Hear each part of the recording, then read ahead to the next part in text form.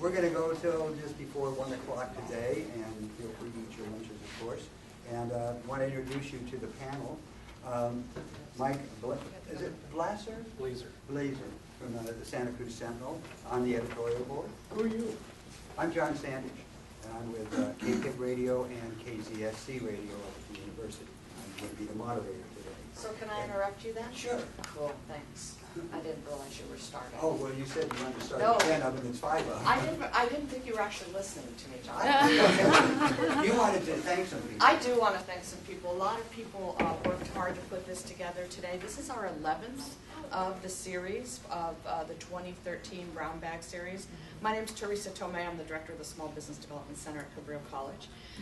Next month, our seminar is on protecting the intellectual property of your business. Most businesses need some intellectual property protection, whether it's a copyright, a trademark, patent assistance. We have an expert who's in Santa Cruz County who will be teaching that, and it's free of charge. So when can you get good legal advice free of charge? Never. So come next month, and that's going to be on November 14th, Thursday, November 14th. The people I'd like to thank today are the Santa Cruz Public Library, Friends of the Library, for hosting us and taking your sign-ups, the Downtown Association for City of Santa Cruz, the City of Santa Cruz, Think Local First, the Business and Entrepreneurship Center at Cabrillo, SCORE, the Service Corps of Retired Executives, also providing free of charge business advice to the businesses of Santa Cruz County, and we have a SCORE rep here, David's here, Next Space, and our financial sponsor is BayFed. So thanks to all those folks for making today's event free of charge to you. We have some flyers out front from all the sponsors if you'd like more information. I don't want to take up too much time. And the last bit of housekeeping I'll mention is we really appreciate your feedback on today's seminar. I'll be handing out an evaluation at the end of the seminar. Really appreciate if you take a moment. I really want to thank John Sandage and the panel for being here today. John is kind of a big fish in a small pond here in Santa Cruz County. Everybody knows him, and everybody knows his voice. If you listen to KZSC, KPIG, he does a lot of great work for both of those radio stations. And having a long career in media, I was really thrilled when he said, sure, I'll moderate your panel. So I'm calling this the Mostly Michael All-Male Panel, and I hope you enjoy it. So thank you for letting me interrupt, John. Oh, I'm sorry to jump in there so quick.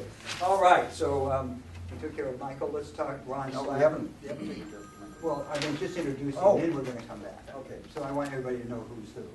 And you know Ron Slack, right? That's true. He's the publisher of the Sentinel here in town. I almost said that. No. Not the Sentinel, Good Times. I was thinking, see now, no, that's not what you meant. All right, Ron, thanks for coming out today. Michael Olson from KSCO Radio, and also Think Local. It's Michael's baby. He started that and has made that, along with some other folks, but made that really an important part of our community now. And finally, Michael Hobson from Comcast. Michael, thanks for coming out today. And what everybody's going to do is do about a 10-minute little pitch about what they do, and then we'll have a question and answer period after that. So we'll start out with Michael here. Mike. Thank you. My name is Mike Blaser. I've been at the Sentinel for closing on 24 years now. Wow. We moved to Santa Cruz right after the earthquake. We couldn't leave. Once you get here, you have to stay. I've done a lot of things at the Sentinel. I started off in editorial. I worked in the newsroom for about 10 years, went over into production, computer IT. I was part of the group that started our first website in 1999. We were actually a little late to the game as newspapers go, but we started in 1999. I drifted off into production. Now I'm back with the internet again. So as the internet director, I do a little bit of the technical side of things. I do a little bit of sales advice. I don't really do sales because I'm pretty poor at sales, quite frankly. There's a lot of things I do well. Sales is not one of them. But I do administer a lot of the programs. I work with our sales reps in getting things going up and helping them out. So my guess is everyone is fairly comfortable with traditional media, print, radio, TV. It's been around for a while. We know what we're doing. I'm not going to ask you to raise your hand because nobody ever likes to raise their hand anyway. But I'm going to guess there's some folks here who really understand what they're doing with their internet advertising. There's some folks who think they know what they're doing with it, and there are some of you just really just lost with what is going on. And it does change just tremendously. It's just fast-paced. I mean, we have programs and suddenly it changes. We have programs and it changes. I was talking to Ron before it started. It really is the wild, wild west because it just moves so rapidly. But some things about advertising don't change. No matter you go back into whatever period of time, and you advertise for reasons. I need people to come through the door now. I need the sales. I'm looking for leads. I'm new. I just need to get my name out there. There's a lot of people in my field. I need to make myself different. You advertise for different reasons, and whether you're advertising through any one of these medias, you have a reason to advertise, and that doesn't change. What the internet has done is allowed you to take more control over these various aspects, and you get to do more things if you want to. So three things that I think are very important.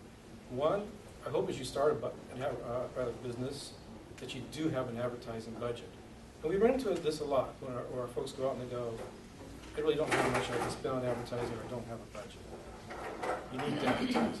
My perspective is you need to advertise. Number two, you have to have a website today. There's no getting around. You run into a lot of businesses that don't have a website. Gee, my website isn't very good. I don't really want to reference it. You have to have a website. And three, remember this at all times, Google rules the world. Google is in charge of everything internet, and you play by their rules or you don't play. You have to remember Google rules the world. We look at internet advertising from a few different angles, and one is just awareness. You can buy ads on Santa Cruz Sentinel online, or for the good times, we're with the folks here. If you have a website, you can buy an ad that says, come in this weekend, we have shoes on sale. I can see that same ad in print. I can see it online. Simply awareness of the sale. We do that. It's good business for us.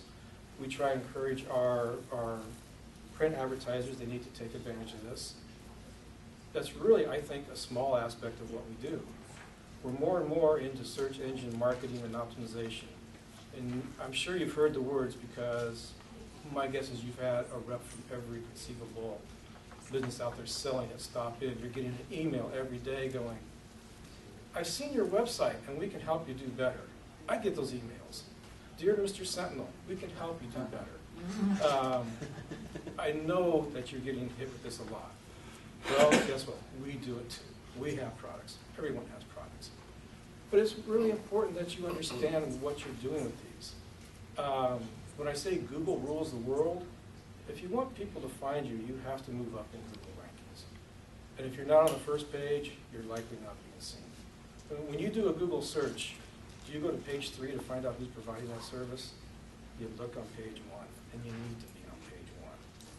You get there two ways. Search engine marketing is you pay for it. Google will happily take your money on a pay-per-click basis to get you up to the top. And depending on what kind of business you run, it can be very expensive or it can be very affordable. The other is search engine optimization. And this is, Google says, you know what, you're really a player in this space. We're going to move you up to the front because people are actually clicking on you. And this is where Google just changes the rules on a constant basis.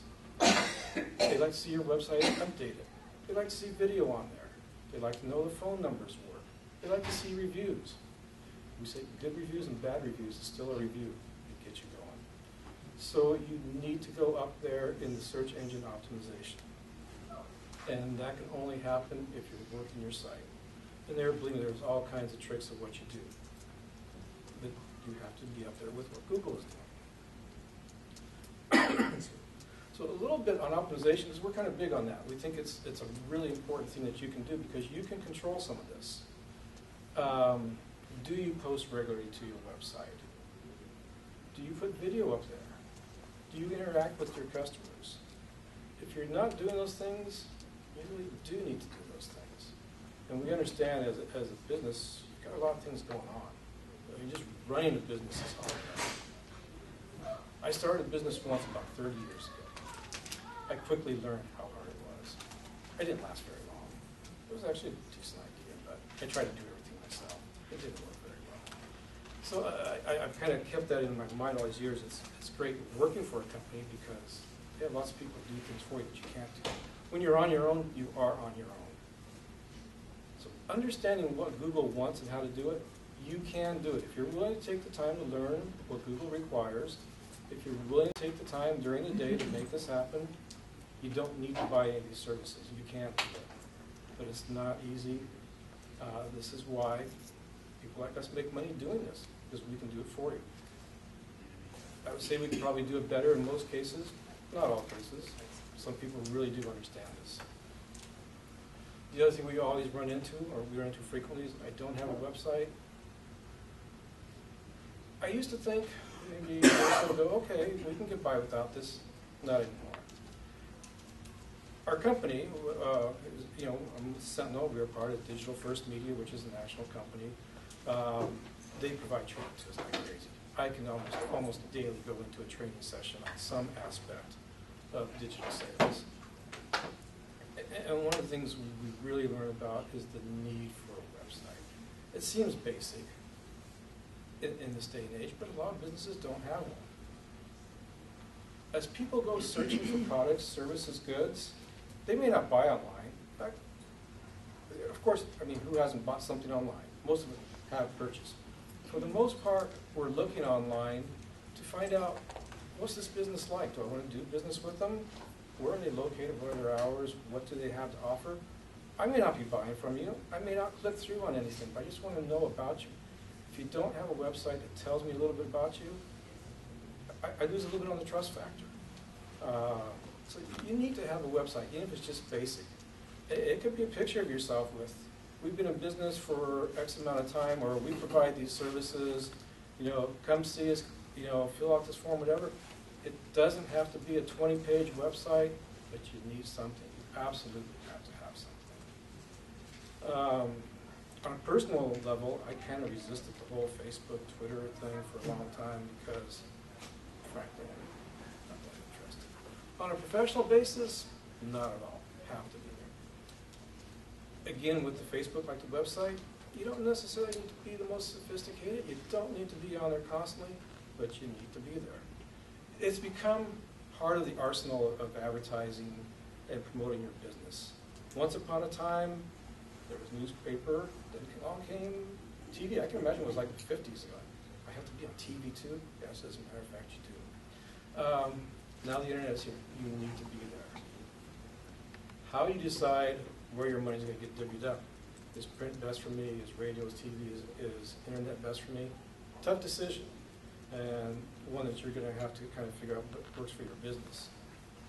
But you need to be there. 1 minute? Wow. I didn't think I could talk about 10 minutes on anything. So back to the beginning here.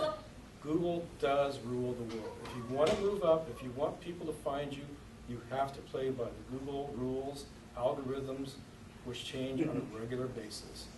You should have your places claimed. You should fill out the forms. Be on Google. Just no matter what, if they ask you to post a video of you tap dancing, do it, because Google is going to rank you. Be aware of what goes on with Facebook. They've made changes recently. You're probably not reaching all the people you think you're reaching. They don't send everything out to all your likes anymore, because they want you to buy stuff. So lots of products out there, lots of different things that don't even respond to traditional advertising as we think of it. You got to think SEO, SEM. If you're sick of hearing about those things, you need to pay a little bit of attention. If you haven't heard about them, it's important that you learn a little bit. Hey, Mike. Ron, you ready? I think so. Okay, Ron Slack.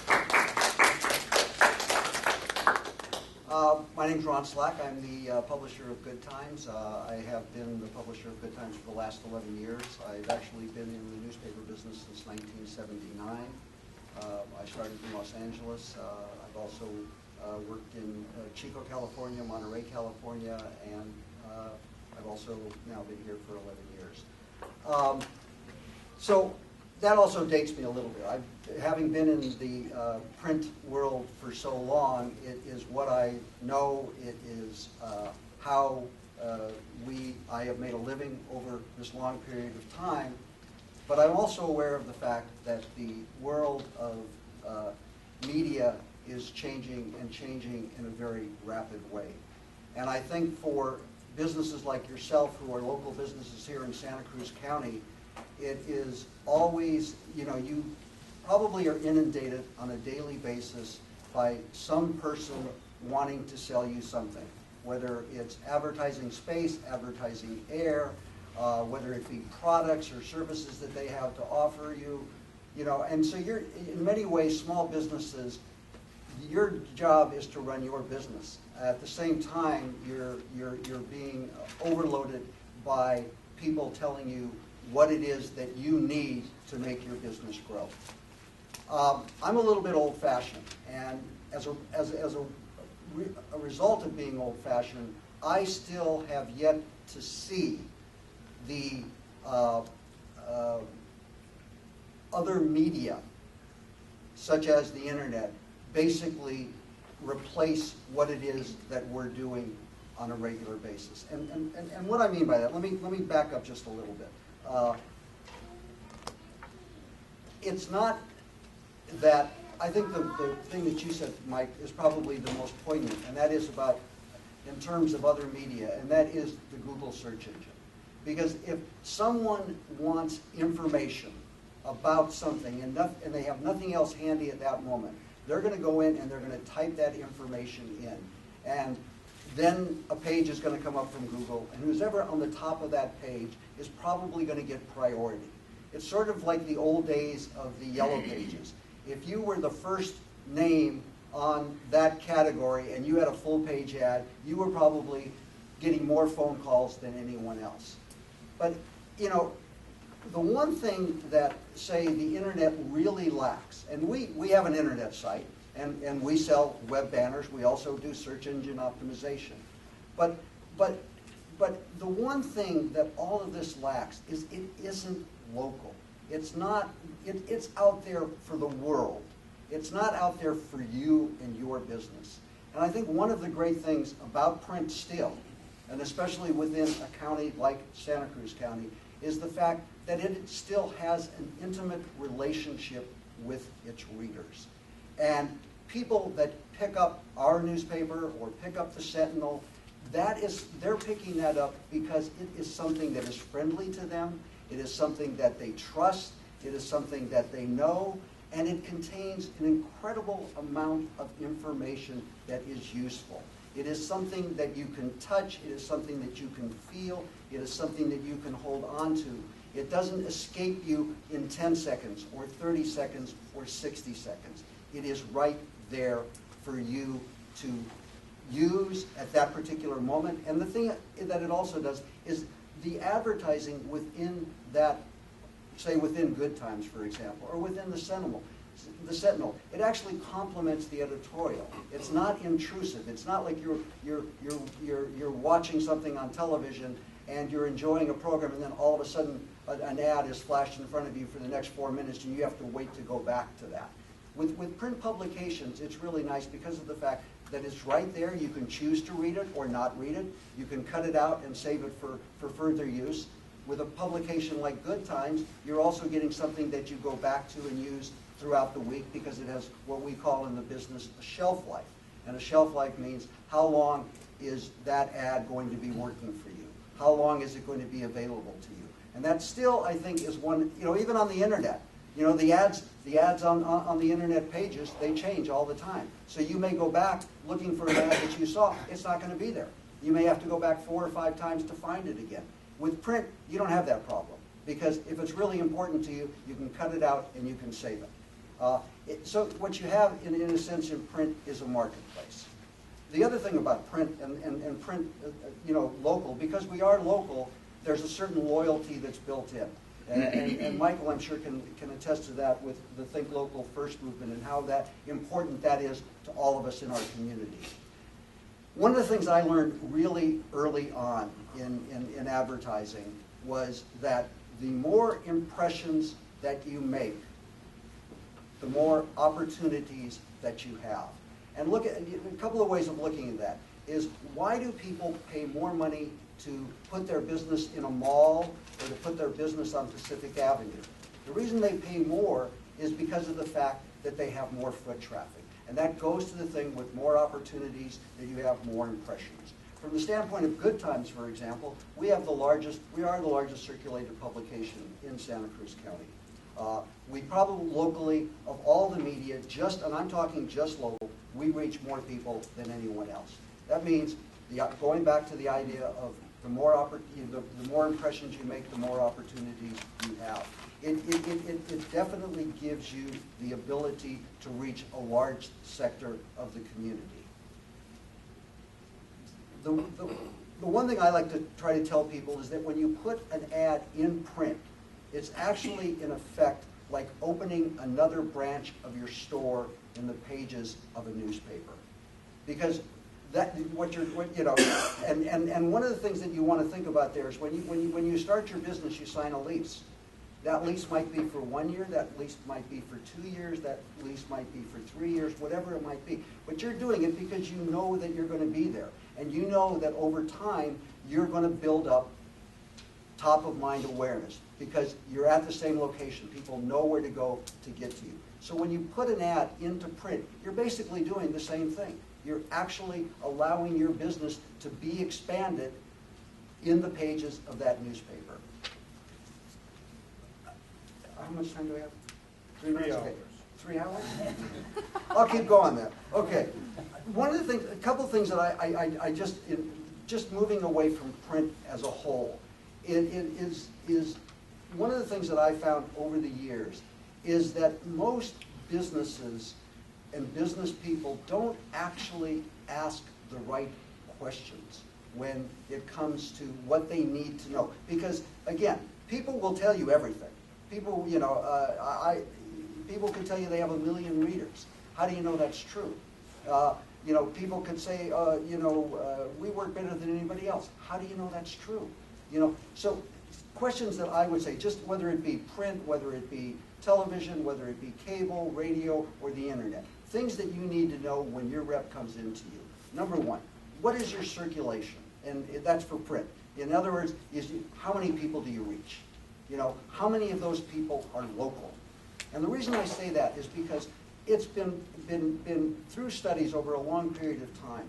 Most businesses get about 60 to 70% of their business from within a 2 to 5 mile radius from where their business is located.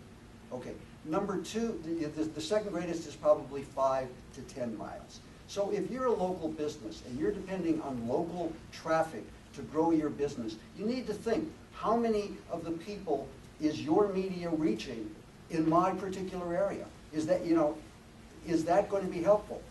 You're not interested, unless you're a really well-established business, in reaching a tertiary market. And a tertiary market is a market that is outside of your main marketing area. 1 minute. Okay. Number two, you need to find out the demographic makeup of the people that are using that media. Does that match up with the people that you're trying to reach? Is there a match there? And will my ads have a shelf life? Shelf life is, will it last? How long will that ad be working for me? A minute, a day, a week, a month. The other thing, and I think this is really important, and that is, are you an audited media? Does that mean, is there a way that I can be sure that the amount of people that you say you're reaching, you are reaching? And that, I think, is very important. And the other thing to also ask is, ask who some of their key advertisers are. Who are some of the people that have been doing business with you for a long time? That will also give you a sense of, whether, A, they're reaching local businesses, and what kind of local businesses they are reaching. Thank you for your time. Michael Olson, KSCO Radio. Yeah. Thank you all for allowing me to stand up. I can't sit down very long anyway. And to Teresa and the crew for putting this on. I guess if I were to describe myself as anything, it would be a media tramp. That's what I am. I go from media to media. I started off in newspaper when I was about 10 years old in Billings, Montana. I know what it's like to deliver papers when it's 40 degrees below zero. Worked for the San Francisco Chronicle and Examiners as a writer. Worked for NBC Magazine with David Brinkley as a story producer. I got into radio when I got into a family and had to settle down a little bit.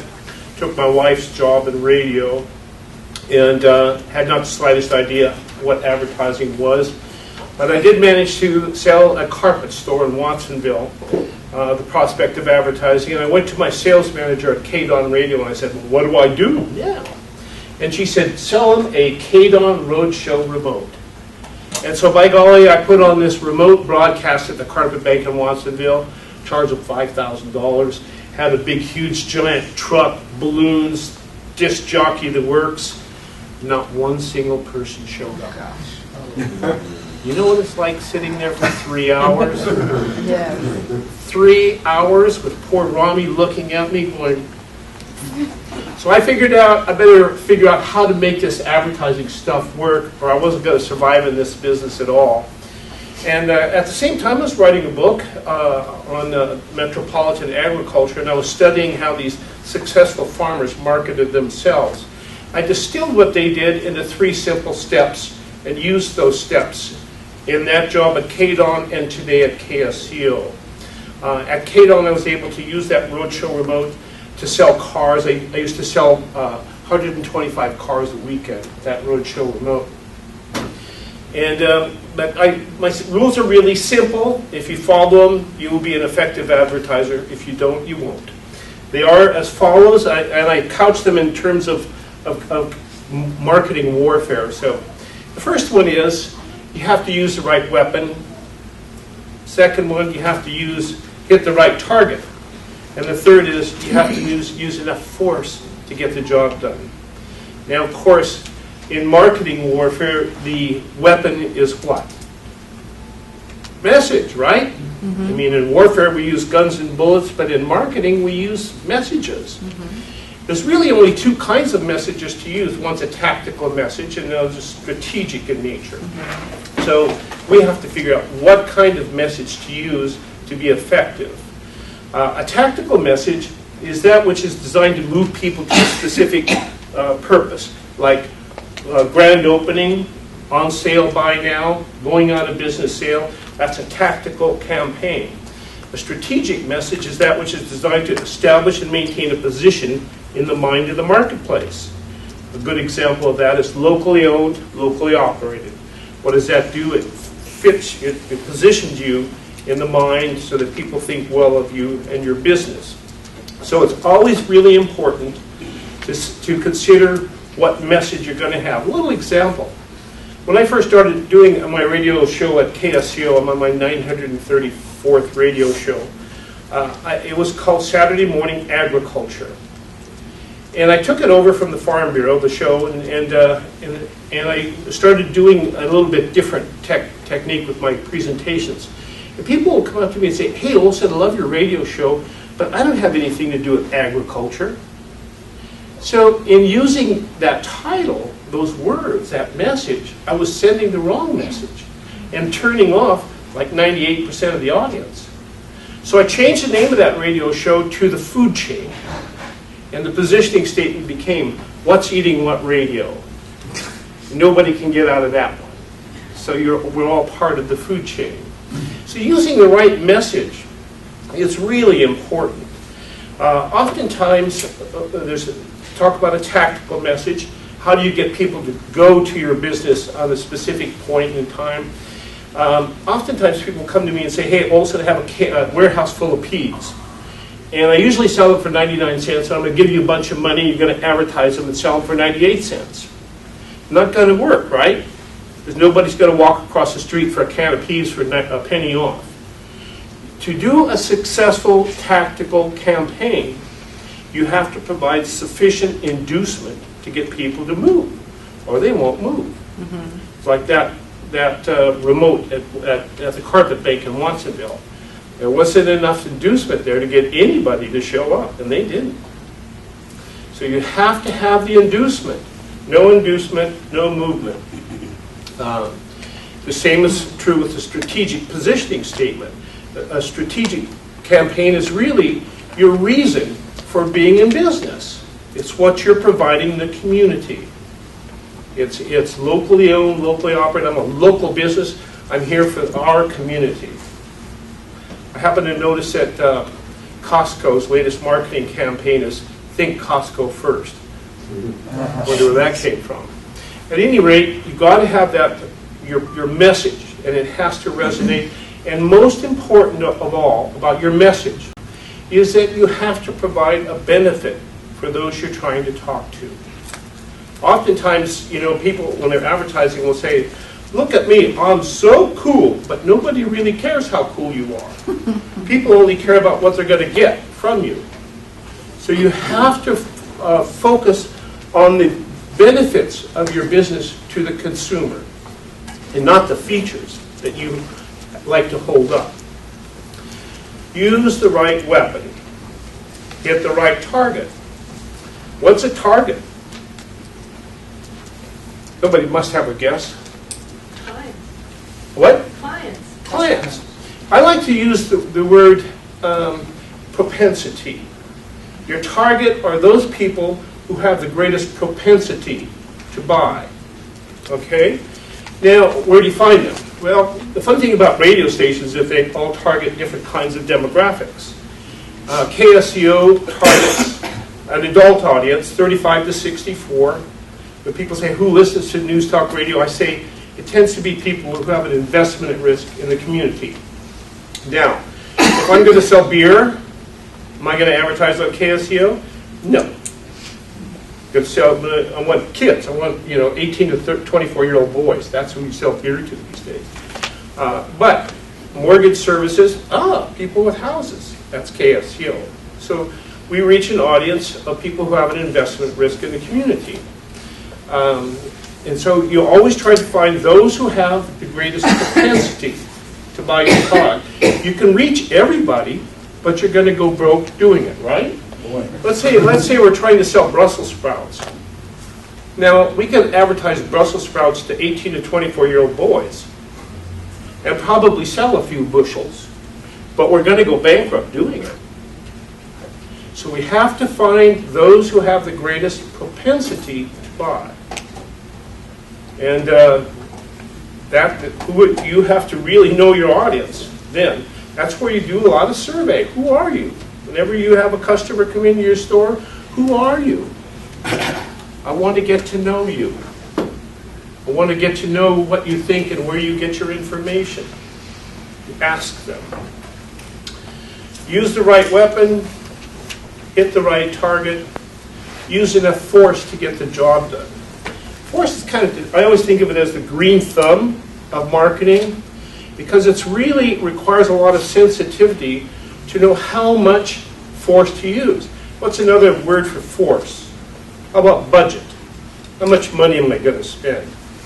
If I spend too much money, I'm losing money. If I spend too little money, I'm being inefficient with the money I do spend. So I have to use enough force to get the job done without spending too much money. So this is a real difficult one because it really requires the technical help from whoever's representing the media. So that's where it really helps to have a good in with the media. Now, we do two things at KSCO to increase the force of our messages. One, we use real voices on the radio now. So when people hear a commercial, they hear a real voice, the voice of the person on the radio and of the owner of the business. And two, when people listen to news talk radio, they actually listen to the radio. It's not background music, it's foreground.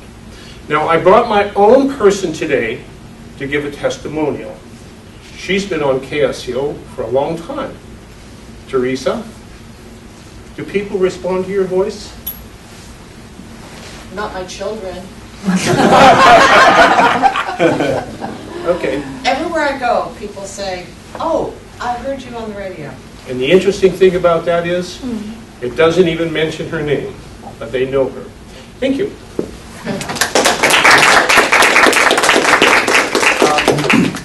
I'm going to jump in here before we go to television. No worries. We have print, radio, so I'm going to do a little radio also.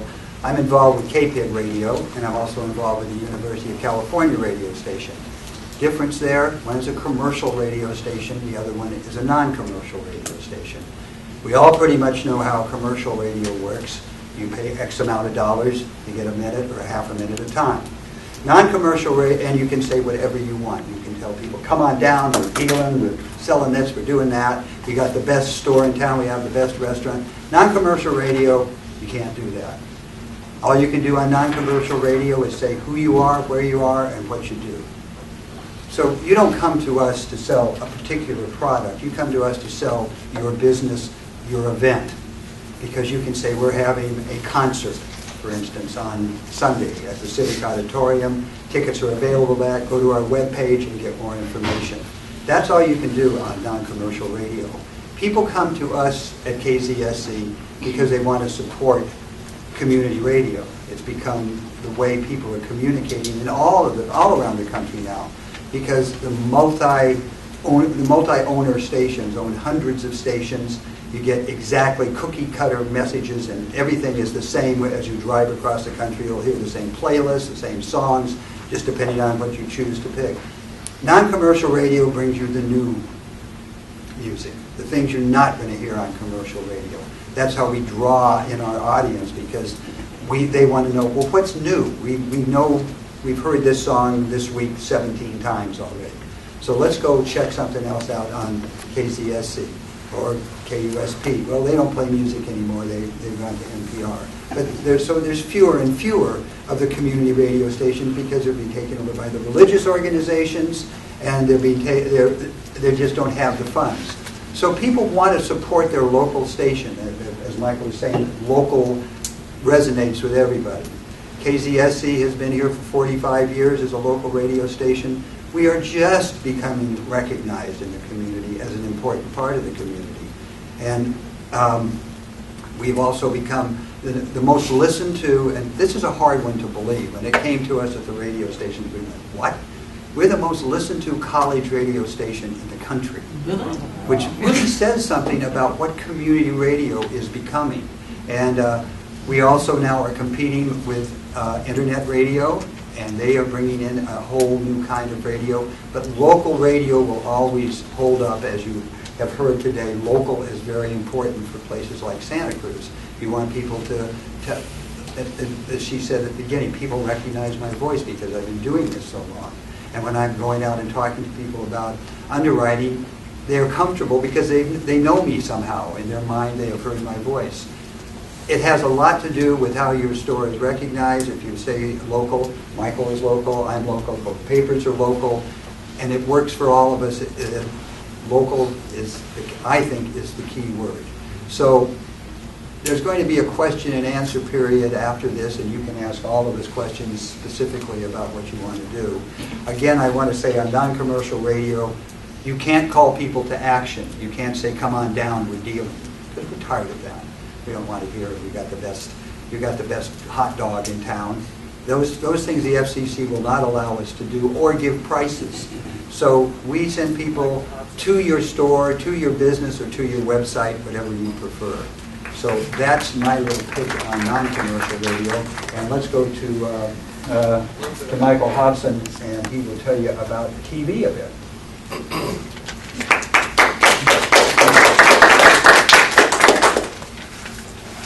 A little bit about me. Been in the business a week and a half. No, actually got in the business in the advertising agency side. Sold many years for radio in the Bay Area and did some radio sales management over there. For the last 7 years, I've been selling TV over here in Monterey, Salinas, Santa Cruz. So I've got a good experience in terms of the various media and the various opportunities that are available to you, the advertising community. First thing I'm going to say is, in my world, advertising is really controlled word of mouth, right? People say, how did they hear from you? Well, a lot of people say my best customers come from me from a referral or a word of mouth. In your mind's eye, think of advertising as controlled word of mouth. Whether you're putting it on the internet, on the radio, in print, you have the ability to control what you are saying about your business. So in the back of your mind, that message is one of the most important strategic decisions that you can make about your business, whether it's a niche, special opportunity, a change in the business, or grand opening. But it is your opportunity to control what the public is saying about your business. Second is the business has changed so much since I've been here in the industry. There was a time, believe it or not, when there were only 3 TV networks, right? The big 3. Today, you have the opportunity to advertise in Santa Cruz in over 40 different TV networks, right? Internet has definitely become a factor. More time is being spent on the internet, and soon, we were just having a side conversation, the mobile device will soon be a factor. You hear the term video a little bit on the internet and video on your home websites, and video is still the key message out there, and TV is still the headquarters of video. So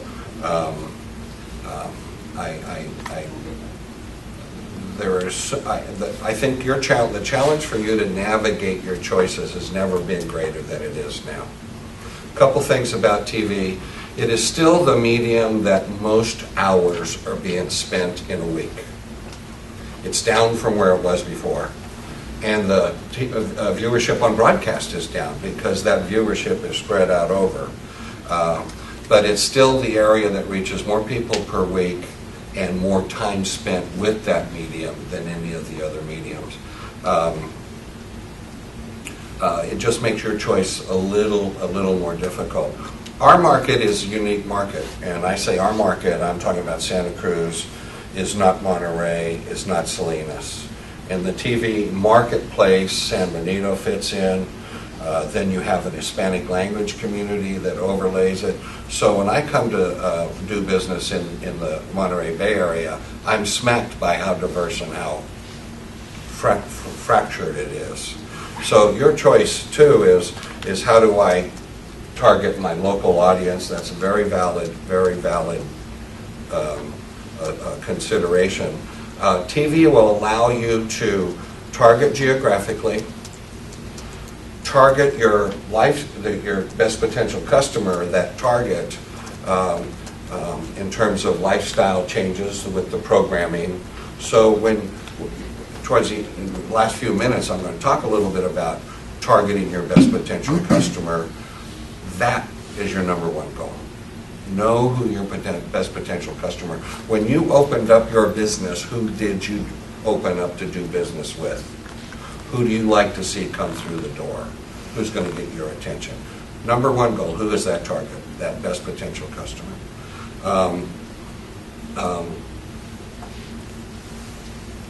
The traditional benefits of TV are really the traditional benefits of video.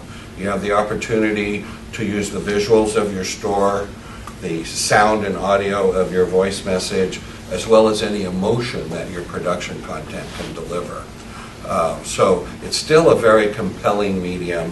It's still reaching into the homes of your customer, and it's still providing you targetability in terms of either geography or your best potential customer. We're lucky in this area in that we have a standalone media industry. My notes say TV industry, but we really do have a local industry. You can watch the major networks without too much spill audience loss to the TV networks over the hill. You know, you have a healthy local print medium, and you have a healthy local radio. Think of if you were trying to do business in Santa Cruz, and you have your 1 or 2 point location, and you're trying to buy media in San Jose, and you're competing with San Francisco, the East Bay. Now the cost point of the general major media over there is going to be astronomical compared to our marketplace. So, and when you do your surveying of your options, you're fortunate in that you're dealing with local price points, which makes a good decision possible. So there's a benefit of dealing with a small local community.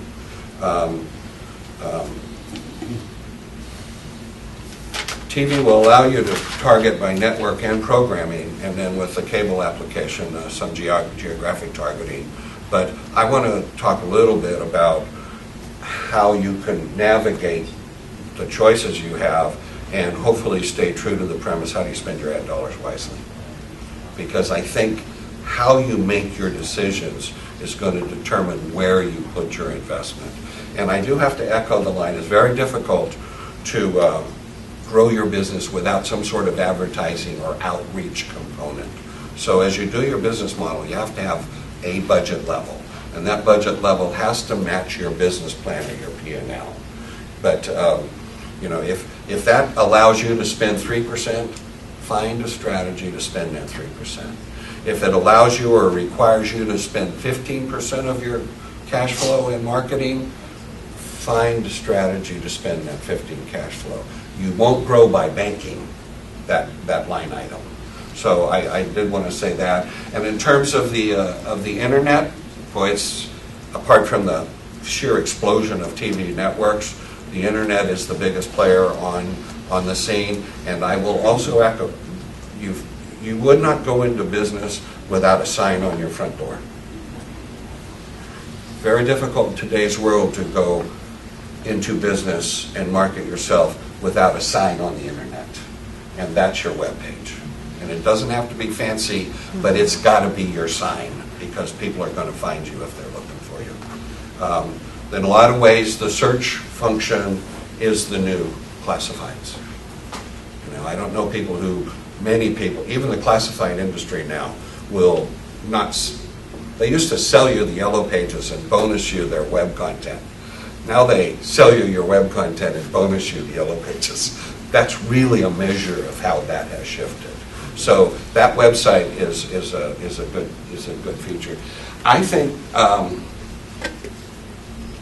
the number one thing you have to do is take a look at your business model and find out what you can invest in your growth. That's your budget. The number two thing is to find out who that best potential customer is. And I have customers who tell me, everybody's my customer. Okay, but you're standing behind your counter and you're doing some accounting and somebody walks through the door. You look at that person and you go, I see him, and you go back to your accounting. Somebody else walks through that door and you look at that person and you put your pencil or pen down and you walk around to see if you can help them. That's your best potential customer, the one that you think matches your business. Once you find, in your mind, a definition of your potential customer, now you want to find out where the viewing habits of that customer are, and now you can screen the panel of media, which area, which medium delivers my best potential customer, and at what price point, right? At what price point? Because it's all about going back to your business plan. How do I grow and reach more of my best potential customer with my controlled message at a price I can afford? Minute. So I'm just going to throw out just a few terms for you to see if you're applying that to yourself. I use consistency, continuity, cost-effective frequency, and appropriate creative. Decide who you want to reach and what media. Don't change your message too often. Be consistent out there. Select your media on the most people you can reach for the dollar for a period of time, and then create an ad that delivers the message you want to deliver, but don't overspend. You know, TV is notorious for high cost production. We have a lot of local producers who make it affordable in Santa Cruz. That's something you can't get in San Jose. But if your budget's $5,000, don't spend $3,000 on an ad. You know, one last thing is match your business, and you know your customer, rely on us to know our audience. You decide where the match is, and then buy according to your time. One last thing, and I'm done. I had a friend, this is about spending your money on the ad content. He ran a travel agency for many years called Dirt Cheap Travel. And his slogan was, spend it there, not getting there. And he went out of business when the airlines stopped commissioning air travel. But my point being is, when you're planning your budget, match it up to your target, match it up to your budget, and spend your money delivering your ad message, not making it.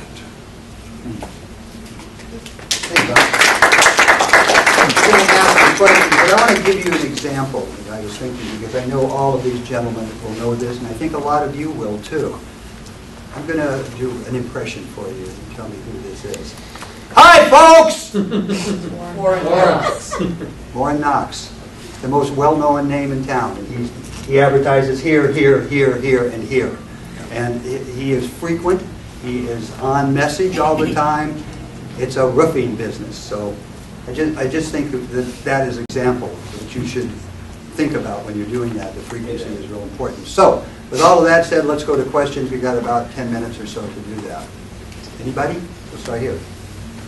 And before you do, keep them short, and you guys keep your answers short so we can get as much in as we can, okay? Does anybody have any information about advertising in movie theaters? I've been seeing lots of ads before the movie is played. Yes. I can field that. It's a good video. It is a good geographic targeting. It's not controlled or verifiable, and it might fit into a mix. But if your business is within a few feet or half a mile of that theater, you may get some benefits of the video and the geographic targeting. I would suggest finding a few of the people who advertise in the theater and call them up and ask them. Yeah. Try Alta Coffee out in Davenport. They had ran it at the Nickelodeon in Del Mar, and they were very pleased with it. I have a question for all you guys. Talk about ROI, which is return on investment, because I work in direct mail advertising, and basically that's the bottom line that people say is, I spend this much, I run this kind of an offer, how much am I going to make from it? And when they do that, they want to be able to look at it and say, this is what I did, this is what I wanted to do, this is what I got, and how to put that all together. Yeah. I always talk to, well, I don't personally all the time because I have a staff, but I also always talk about the idea of how important return on investment is. And I think the harder part for your part is really measuring that return on investment. And how you do that, first of all, is to make sure that every person that comes in to your place of business, that they're fingerprinted. And by fingerprinted, I mean that you know why that person came to your store.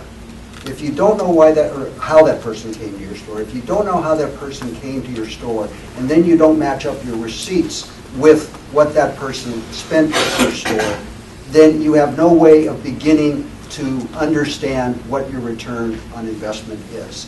The second thing that you have to look at is look at the value of what, I mean, most of you probably know on average what the average person that comes into your business spends. So when you look at what you're investing in your advertising, you have to look at two things. You have to look at the upfront value. The upfront value is how much did that person spend when they came into my store? You know, and did they come in as a result of that? But that's only one factor to consider, because the other factor is if that person's had a good experience with you, they're going to come back again and again. And that means that's the residual value. But also, if they've had a good experience with you, they're going to tell someone else about that good experience. So every new customer that comes into your store, if you know where they came from, then you have the ability to be able, to tell whether that person is, whether that advertising vehicle is going to bring you a return on your investment, not only up front, but also residually speaking, coming back to your store and also telling other people about the fact that they have come and what a great experience they had. Michael has a... Yeah, just a quick, I have a customer that's been running the same two commercials every Saturday afternoon on KSCO for 18 years in a row. And every Saturday afternoon, she sits there and watches the phone, and it rings, and she answers it, and she always comes back the next Saturday. That's return on investment. A little harder in the web world, we deal with that a lot, is how do I know anybody saw my ad or did anything with it? Okay, we can measure click-through. Someone saw the ad, they clicked through it, not a problem. Does that mean you got business out of it? We can also click or track what we call conversions. And again, can we tell if they actually bought something? Depends. Let's say you run an ad and you just run it to your website. We think that's a mistake. We think when you run a web ad and they do a click-through, it should click to what we call a landing page, where we ask for a specific action. I want more information. Here's my email address. Now we know you've connected with someone and they're interested in it. You could also have your page link right to a sale. You know someone bought, so there are various ways of measuring this. We think some people get confused between return on investment and awareness. You just want people to know you're out there. You're not so much concerned with your return on investment as they are just knowing that we're there. But for ROI, the big things for us are the landing page. You don't want people just going to your website. You have a special on drain clearing, but you take me to your website that talks about what a great plumber I am, my septic systems, blah, blah, blah, blah, blah. No, take them to what you're talking about. If it's a sale, take them to a page about the sale. If you're selling something in the investment world, bring it directly there so you know that they are clicking on the action you want. And again, does it actually turn into a sale? You know when you've made sales or not. What we can measure is they took a specific action on what you're trying to sell. I have one last thing. We're running this question into the ground. We're going to be out of time in It's 5 an minutes. important one. I got an I'm introduction. gonna- Go ahead. I wanted to Make follow it quick, please. follow up on Ron's comments about the various advantages of print media, one being a tactile experience. Is a beautiful full-color brochure still a viable intermediate step, say, between a print ad and a website? Are you saying that you mean having a brochure in your store that you hand out to customers that come into your store? However they get it. All right, well, brochures are valuable, but the question is how many brochures can you print? How much is the printing of those brochures going to cost you for the number of people that you're going to reach? And then I would compare that with the amount of money that you might invest in an advertising program, and how many people would you reach that way? Yes, sir. Our challenge is, we know what our demographic is that we want to reach, and some of those people, let me put it in specific terms. We have a concert series. We generally attract an audience of about 200. The symphony has an audience of 2,000. Any one of those people that go to the symphony, I'm confident, would thoroughly enjoy our event. Somehow I've been unsuccessful in breaking into the minds of those people to make that connection where they can see the value of what we are offering. What advice do you have? What's your message? What are you telling them? What benefit are you promising these people that you're trying to talk about? Well, we offer great classical music superbly performed by some of the world's greatest artists. And that's basically what our message is. And we're successful up to a point. I would say, because I do pretty much the same thing, is you have to even go to the point of going out in front of the other people's events with that brochure, with that flyer. They won't allow that. Sure, if you stand on the sidewalk, they can't stop you. And Where are you going? The Civic Auditorium? I've tried that, and I've gotten kicked out. Most, if you look around, you'll see people from the nightclubs. They hire a street person. They stand out in the street with a little flyer, and they hand it to everybody that walks by. Somehow or another, you have to target your audience, and that, in my mind, that's one way of doing it. I see she's shaking her head because it's classical music, and you don't want to lure yourself to that. And that would be my take on it. Out doing that. No, I think one of the ways of, I have been in a situation like yours. I think one of the ways of enticing people that many of you touched upon it is that when you give incentive to people, you don't have to beat them on the head, to take the bite. If you offer, like, if you have registered for the whole series of this 2,000 people concert that they are going to, and you have to talk to those people to make sort of a deal with them and say, like, we give you this percentage of whatever we make, to you if you allow us to reach out to your audience, and if you, take advantage of the whole one-year series, we'll give you like one concert for free every season or something. There has to be a catch so that you don't have to, go through, lots of hoops, to get them in there. But there has to be incentives, which they all said, And I really believe in that. You know, if you give people incentive that they think it's beneficial to them, and it's not just like some whatever, you don't have to do anything. It just sells itself. A compelling reason is always good. You might offer a discount, bring your ticket stub Yeah. from the last concert. Yeah, yeah, something And you like might that. go to that organization, whichever one it is, they have a mailing list. And they're doing what you do, and all of you are doing it for the good of the public. It's not a huge money-making business, classical music, as you probably are aware. And if you go to them and say, we're doing this on our own, and we'd like your help, maybe you could help us with your business. You know, people, I know in my end of the music business, we do that for each other. When somebody's having a tough show, we'll try and help them out.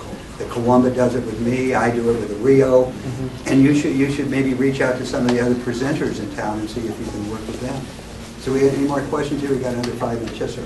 Kind of a loaded question, but so if you have a message, you have your budget, and you want to advertise, like I have a monthly event for entrepreneurs, and I want to fill 200 seats. Which way do I go? Like, okay, print sounds great, internet sounds great, TV sounds great, all those sounds great. How do I pick which one is going to get the best from my budget? Me. You know who your target is. You know how much you can afford to spend to make the next event profitable. There's no easy way. You need to find a coach or a consultant to do it for you, or you need to bring your opportunities in and start to identify who can best deliver that target customer, and then figure out my cost-effective frequency line. How can I reach the most people for the money that's available? Don't let media people trick you or trap you into spending more than your business can bear. You have a business plan. Allow your media and your marketing to grow with your business. You know, I say that sales is, advertising and sales and ROI is kind of like driving a car. You know, I know you want to get to 60 miles per hour. I can get you to 60 miles per hour in 4.5 seconds, but do you have the budget for that? Or I can get you to 60 miles per hour in a controlled incline built over time. You're in the business, nobody's in the business not to make money. But the other thing I want to throw out is don't put the burden of your ROI totally on your ad message or the media. It's got to be part of your marketing. And marketing means, how do your sellers handle the up when it comes through the door? Marketing means, do you deliver on your promise? Marketing means to stay there. So when I was once in the ROI and getting the fingerprint, it's all good, but it's a crapshoot, if I could say that. I once had a major radio campaign going for a car dealership in San Jose. Now, they check the radio of every car that comes into their service department. And they qualified who the media got there. And do you know that 1 month I had made the best TV buy I'd ever made in my life?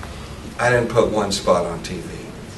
It's the conglomerate of your mix. It's your signage. It's your website. It's your consistency in the marketplace. It's how your salespeople handle the opportunity. That's what, there's really only one ROI that matters. Is your business growing? And in using any media, whether you're going to use an internet strategy, a print strategy, a radio strategy, or a TV cable strategy, give the strategy time to work. I will not take your $5,000 order on a 3-flight date that makes or breaks my business. Hey, at the end of 3 days, probably the only thing you're going to get is a big bill. You need to lay out a marketing program, plan it, execute it. There are a lot of professionals out there who help and guide you, but you can't be everywhere. You can't be. You've got to decide where's the best place to be and put a little time in that.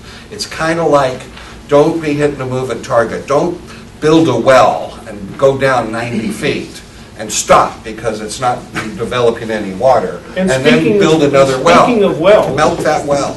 Speaking of wells, he who has a thing to sell and goes and whispers in a well, not so apt to get the dollars as she who climbs a tree and hollers. Boy, what a great way to end this.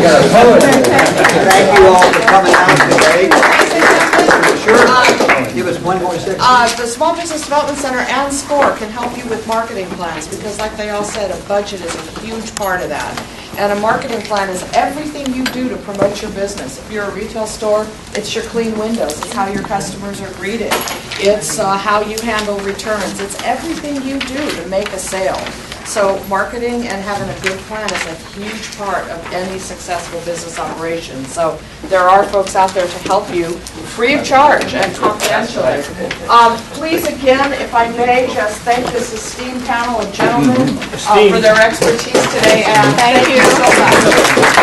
Thank you all.